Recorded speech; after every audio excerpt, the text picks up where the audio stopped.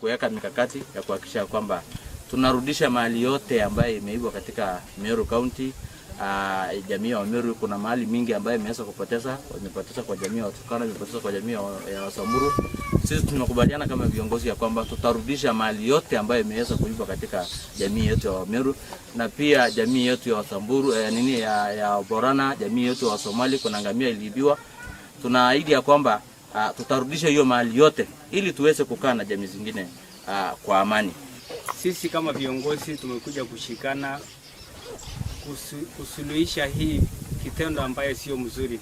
Tunataka watu wetu washikane, wafanye biashara, wafanye maendeleo, lakini sio kukua tisho kwa jamii wengine. Sisi wote tunataka kuishi, hakuna mtu ako na deni ya mwingine, na leo tumeshikana community ya Ngaremara ama wa Isiolo County na Samburu County, tumekaa tumetoa suluhu, tumepata majina ya wezi wale wanashikana, wezi kutoka Samburu, wezi kutoka Isiolo, na sisi tuko tayari kama viongozi kupea serikali ili serikali wachukue hatua. Pia Waziri Kindiki, sisi tumeamua kufanya ile kazi ambayo ya kusaidia watu wetu ili watu innocent wasiuliwe.